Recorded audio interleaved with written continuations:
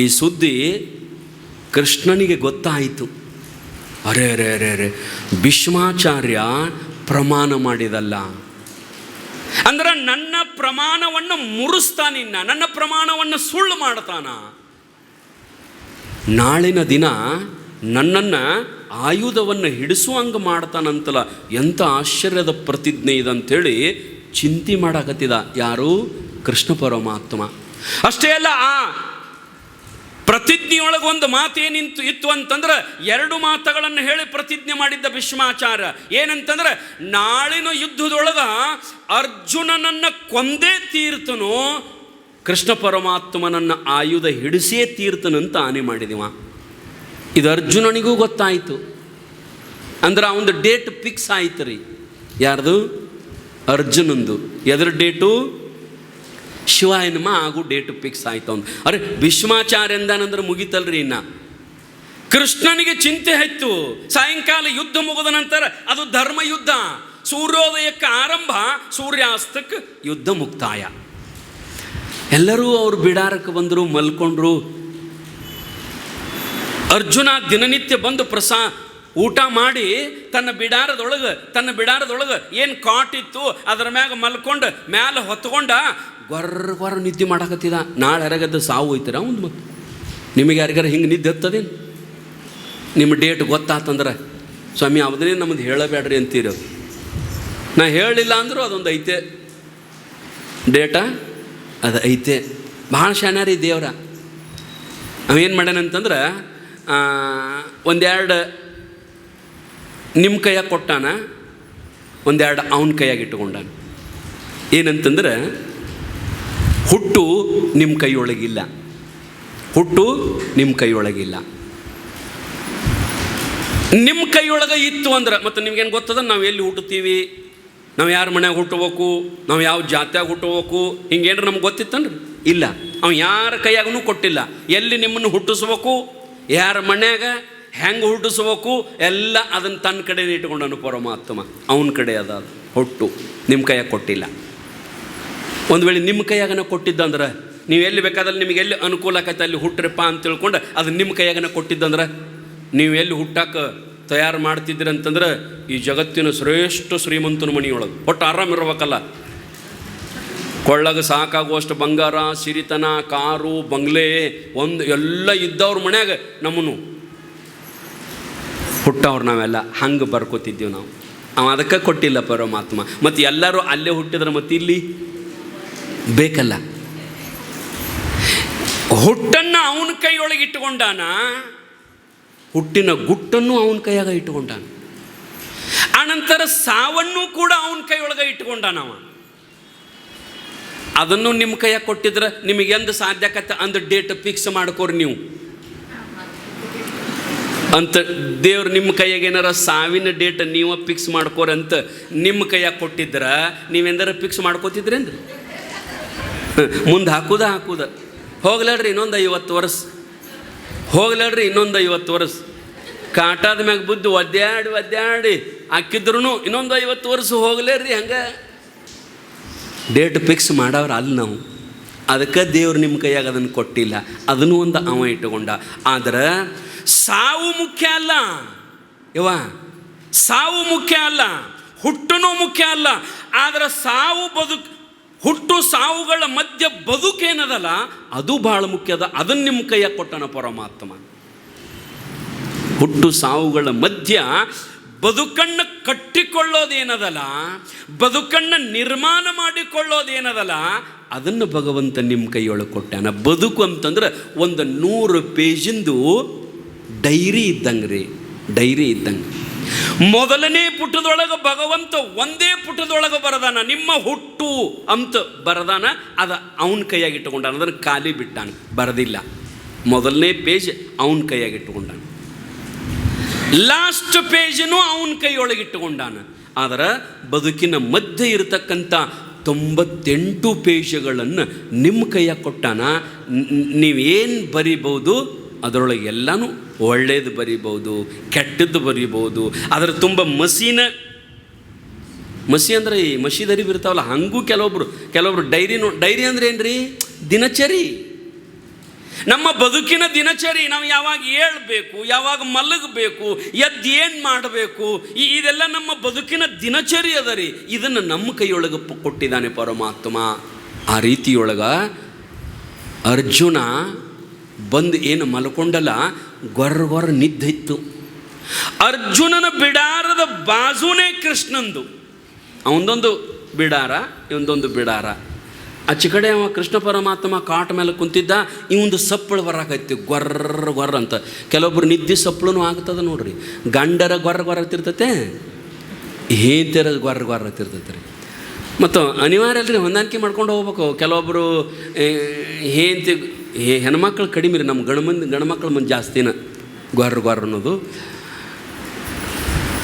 ಅವ್ರು ಅಕಸ್ಮಾತ್ ಕೆಲವೊಬ್ಬರು ಹೆಣ್ಮಕ್ಳು ಎಲ್ಲಾರ ಊರಿಗೆ ಹೋಗಿದ್ರು ಅಂದ್ರೆ, ನಿನ್ನೆ ಊರಿಗೆ ಹೋಗಿದ್ನಿ ಬೆಳತನಕ ನಿದ್ದೆ ಹತ್ತಿಲ್ಲ ನನಗೆ. ಯಾಕೆ? ಈ ಗೊರ್ರ ಸಪ್ಪಳಿಲ್ಲಲ್ಲ ಅಲ್ಲಿ. ಇಲ್ಲಿ ಮನ್ಯಾಗ ಗಂಡಂದು ಗೊರ್ರ ಸಪ್ಪಳಿತ್ತು, ಆ ಗೊರ್ರ ಸಪ್ಪಳಕ್ಕೆ ನಿದ್ದೆ ಹತ್ತು. ಅದು ರೂಢಿನ ಮಾಡ್ಕೋಬೇಕ್ರಿ. ಮತ್ತು ಅನಿವಾರ್ಯದ ರೂಢಿನೇ ಮಾಡ್ಕೋಬೇಕು. ಕೆಲವೊಬ್ಬರದು ಗೊರಕೆ ಹೊಡೆಯೋದು.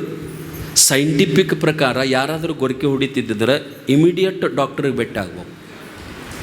ಅದು ದೇಹದಲ್ಲಿ ಆಗತಕ್ಕಂಥ ಬದಲಾವಣೆಗಳನ್ನು ತೋರಿಸ್ತದ ಅಂಥದ್ದು. ಗೊರಕೆ ಹೊಡಿತಿದ್ರಿ ಅಂತಂದ್ರೆ ಅದನ್ನು ಬೇಗನೆ ಡಾಕ್ಟ್ರಿಗೆ ಇನ್ಫಾರ್ಮೇಷನ್ ಮಾಡಬೇಕು. ಅವ ಎದ್ದು ಓಡಿ ಬಂದ ಕೃಷ್ಣ ಪರಮಾತ್ಮ. ಇವ ಮಲ್ಕೊಂಡಿದ್ದ, ಜೋರು ನಿದ್ದಿ, ಗಾಢ ನಿದ್ರಿಯೊಳಗೆ. ಅವ ಅಂದ ಆಶ್ಚರ್ಯ ಆದವ, ಅರೆ ಇವ ಕಾಟಾದ ಮ್ಯಾಗ ತುಂಬ ಹೊತ್ಕೊಂಡು ಮಲ್ಕೊಂಡು ಬಿಟ್ಟನಲ್ಲ. ಭೀಷ್ಮಾಚಾರ್ಯ ಪ್ರಮಾಣ ಮಾಡ್ಯಾನ ಏನಂತ, ನಾಳಿನ ಯುದ್ಧದೊಳಗೆ ಇವ ಸಾಯ್ಬೇಕು, ಇವನ್ನ ಕೊಂದೇ ತೀರ್ತನಂತ ಭೀಷ್ಮಾಚಾರಿ ಪ್ರಮಾಣ ಮಾಡ್ಯಾನ. ನಾಳೆ ಸಾಯ್ತಾನಿವ. ಮತ್ತು ಅವೇನು ಸಾಮಾನ್ಯ ಮನುಷ್ಯ ಅಲ್ಲ, ಪ್ರತಿಜ್ಞೆ ಮಾಡಿದವ. ಇವಾಗ ನಾಳೆ ಸಾಯ್ತಾನ ಅನ್ನೋದು ಗೊತ್ತಿದ್ರೂ ಸಾವಿನ ಚಿಂತೆನೇ ಇಲ್ಲಲ್ಲ ಇವಾಗ. ಆರಾಮ ನಿದ್ದೆ ಹತ್ತಿ ಬಿಟ್ಟದಲ್ಲ ಇವಾಗ. ಹೆಂಗಂತ ತಿಳ್ಕೊಂಡು ಓಡಿ ಬಂದು ಹೊಚ್ಕೊಂಡದ್ದು ಹಿಂಗೆ ತೆಗೆದು ಹೇಳೋ ಅಂದ. ಆಗ ಇವ ಎದ್ದ, ಯಾಕೆ ಕೃಷ್ಣ ನನಗೆ ಧನು ಆಗ್ಯದ ಇವತ್ತು ಯುದ್ಧದೊಳಗೆ, ನನಗೆ ನಿದ್ದೆ ಮಾಡಬೇಕು, ಯಾಕೆ ವ್ಯವಸ್ಥೆ ಅಂತಂದಾಗ ಅವ ಅಂದ, ಎಂಥ ಮೂರ್ಖದಿಯೋ, ನಿನ್ನ ಕೊಲತನಂತ, ನಿನ್ನ ಸಾಯಿಸ್ತನಂತ ಯುದ್ಧದೊಳಗೆ ಪ್ರಮಾಣ ಮಾಡ್ಯಾನ ಭೀಷ್ಮಾಚಾರಿ. ನಿನಗದರ ಚಿಂತೆ ಇಲ್ಲೇನು? ನಾಳಿನ ಸಾವಿನ ಬಗ್ಗೆ ನಿನಗೆ ನೋವಿಲ್ಲೇನು ಅಂತಂದಾಗ ಅವ ಅಂದ, ನಾಯಕ ಚಿಂತೆ ಮಾಡ್ಲಂದವ. ನಾಯಕ ಚಿಂತೆ ಮಾಡಲಿ, ಮತ್ತು ನೀ ಯಾಕೆ ಮನಗಿಲ್ಲ ಅಂತ ಅವ ಕೇಳ್ದ ಅರ್ಜುನ ಕೃಷ್ಣನ. ನೀ ಯಾಕೆ ಮನಗಿಲ್ಲ ಅಂದ ಕೂಡಲೇ, ಅದನೋಪ ನಿನ್ನ ಸಾಯಿಸ್ತಾನಂತ ಅವ ಹೇಳ್ಯಾನಲ್ಲ, ಅದಕ್ಕೆ ನನಗೆ ಚಿಂತೆ ಎತ್ತದ, ನನಗೆ ವಿಶ್ವಾಸದ ನಂಬಿಕೆದ. ನೀ ಚಿಂತೆ ನನ್ನ ಬದ್ದಲ್ಲ ಮಾಡಕತ್ತದಿ, ಮತ್ತು ನಾ ಯಾಕೆ ಮಾಡ್ಲಪ್ಪ, ನಾ ಆರಾಮ್ ಮಲ್ಕೊಂಡ್ಬಿಟ್ಟನಿ ಅಂದವ ಅರ್ಜುನ. ನನ್ನ ಚಿಂತೆ ನೀ ಮಾಡಕತ್ತೀಯಲ್ಲ, ಮತ್ತು ನಾ ಯಾಕೆ ಮಾಡಬೇಕು? ನೋಡ್ರಿ ಎಷ್ಟು ವಿಶ್ವಾಸ. ಸಾವಿಂದು ಹೇಳಿದರೂ ಅದನ್ನೆಲ್ಲ ಜಗದ ನಿಯಾಮಕ ಪರಮಾತ್ಮ ರಕ್ಷಣೆ ಮಾಡ್ತಾನಂತ ತಿಳ್ಕೊಂಡು ಆರಾಮ ಮಲ್ಕೊಂಡಿದ್ದಂತ. ಹಂಗೆ ನಂಬಿಗಿಡಬೇಕು ಪರಮಾತ್ಮನ ಮೇಲೆ. ಕೊನೆಗೆ ಯುದ್ಧದೊಳಗೆ ಭೀಷ್ಮಾಚಾರ್ಯ ಹೇಳ್ದಂಗೆ ಹಿಂಗೆ ಯುದ್ಧ ಮಾಡಿದ್ರಿ. ಹಿಂಗೆ ಯುದ್ಧ ಮಾಡಿದ, ಒಂದು ಬಾಣ ಬಿಟ್ಟರೆ 1 10 10 100 100 1000 ಹೋಗಿ ಪಾಂಡವರ ಪಕ್ಷ, ಪಾಂಡವರ ಆ ಸೈನ್ಯ ಧೂಳಿಪಟ ಆಗಿ ಹೇಳಲಾರದ ಸಂಧಿ ಓಡಾಕತ್ತಿದ್ರು. ಪಾಂಡವರ ಸೈನ್ಯ ಯುದ್ಧ ಮಾಡಕ್ಕೆ ಒಬ್ಬರೂ ಉಳಿಲಿಲ್ಲ. ಅಂಥದ್ರೊಳಗೆ ಎತ್ತಾಗ ಇತ್ತಾಗ ನೋಡಿದ ಕೃಷ್ಣ ಪರಮಾತ್ಮ ಎಲ್ಲರೂ ಆ ಭೀಷ್ಮಾಚಾರ್ಯ ಯುದ್ಧಕ್ಕೆ ಆ ಬಾಣದ ಸುರುಮಳೆಗೆ ತತ್ತರಿಸಿ ಸಾಯಕತ್ತಿದ್ರು. ಆ ಕಡೆ ಕೌರವರ ಕಡೆ ಲಕ್ಷ ಸಾಯಕತ್ತಿದ್ರು, ಈ ಕಡೆ ಎಷ್ಟೋ ಲಕ್ಷ ಸಾಯಕತ್ತಿದ್ರು ಮಂದಿ. ಇದನ್ನು ನೋಡಿ ಕೃಷ್ಣನಿಗೆ ಬಹಳ ಕೆಟ್ಟ ತಾಪ ಆಯಿತು. ಅರೆ ಪಾಂಡವರು ಸೋಲ್ತಾರೇನು, ಪಾಂಡವರು ಸಾಯ್ತಾರೇನಂತ ತಿಳ್ಕೊಂಡು ಏನು ಕುದುರೆ ರಥ ಹಗ್ಗ ಹಿಡಿದಿದ್ದಲ್ಲ, ಒಮ್ಮೆ ಹಗ್ಗ ಹಿಂಗೆ ಒಗೆದು, ಒಮ್ಮೆ ಹಗ್ಗ ಕೈ ಬಿಟ್ಟು ರಥದೊಳಗಿಂದ ಟಣ್ಣಂತ ಕೆಳಗೆ ಜಿಗದ ಆಯುಧಗಳನ್ನು ಹುಡುಕಾಡಕತ್ತಿದ, ಬಿಲ್ಲು ಬತ್ತಳಿಕೆಗಳನ್ನು ಹುಡುಕಾಡಕತ್ತಿದ. ಯಾವೂ ಸಿಗಲಾರಕ್ಕೆ ಅಲ್ಲೊಂದು ರಥ ಮುರಿದು ಬಿದ್ದಿತ್ತು, ರಥದ ಗಾಲಿತ್ತು. ಆ ರಥದ ಗಾಲಿ ಹಿಂಗೆ ತಗೊಂಡು ಹಿಂಗೆ ಕೈ ಮ್ಯಾಲ ಮಾಡಿ ಭೀಷ್ಮಾಚಾರಿಗೆ ರಥದ ಗಾಲಿಲೆ ಒಗೆದು ಕೊಲ್ಲಾಕೋ ಹೊಂಟ. ಭೀಷ್ಮಾಚಾರಿಗೆ ಕೃಷ್ಣ ಪರಮಾತ್ಮ ಹಿಂಗೆ ರಥದ ಗಾಲಿ ತಗೊಂಡು, ನೀ ನನ್ನ ಪ್ರಾಣ, ಪಾಂಡವರು ಅಂತಂದ್ರೆ ನನ್ನ ಪಂಚ ಪ್ರಾಣ, ಅವರನ್ನು ನೀನು ಕೊಲ್ಲಕತ್ತಿಯಲ್ಲ, ನಿನ್ನ ಬಿಡಂಗಿಲ್ಲ ಅಂತ ತಿಳ್ಕೊಂಡ ರಥದ ಗಾಲಿ ಹಿಂಗೆ ತಗೊಂಡು ತಲೆ ಮೇಲೆ ಎತ್ತಿ ಅವನಿಗೆ ಒಗ್ಯಾಕೆ ಹೊಂಟಿದ್ದ. ಅರ್ಜುನ ಟಾನ್ ಅಂತ ಕೆಳಗೆ ಜಿಗದು ಬಂದ್ರಿ. ಅರ್ಜುನ ಜಿಗದು ಬಂದ ಅವ ರಥದ ಗಾಲಿಗೆ ತಲೆ ಮೇಲೆ ಹಿಡ್ಕೊಂಡು ಹಿಂಗೆ ಓಡಾಕತ್ತಿದ್ದ.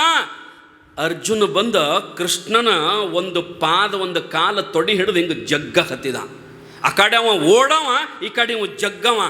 ಬಿಡೋ, ನಾನು ಅವನ್ನು ಕೊಲ್ಲಬೇಕು, ನನ್ನ ಪಂಚ ಪ್ರಾಣಗಳು ಪಾಂಡವರು, ಅವರಿಗೆ ನೋವಾದರೆ ನಾನು ತಡೆಯೋದಿಲ್ಲ, ಅವನು ಬಿಡೋದಿಲ್ಲ, ಬಿಡು ನನ್ನಂತ ತಿಳ್ಕೊಂಡ ಕೃಷ್ಣ ಅಂತಿದ್ದ.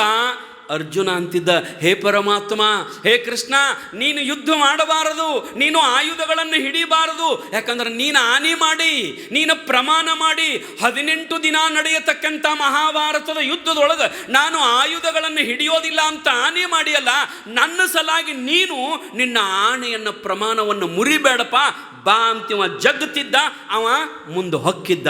ಹಂಗ ಹೋಗ್ತಾ ಹೋಗ್ತಾ ಭೀಷ್ಮಾಚಾರ್ಯ ರಥದ ಸಮೀಪ ಹೋಗಿ ಇನ್ನೇನು ಆ ರಥದ ಗಾಲಿಯನ್ನು ತಗೊಂಡು ಹಿಂಗೆ ಒಗೆಯುವುದರೊಳಗ ಭೀಷ್ಮಾಚಾರ್ಯ ತನ್ನ ಬಿಲ್ಲು ಬಾಣ ಬತ್ತಳಿಕೆಗಳನ್ನು ಕೆಳಗೆ ಬಿಟ್ಟು ಹಿಂಗೆ ನಿಂತು ಬಿಟ್ಟ.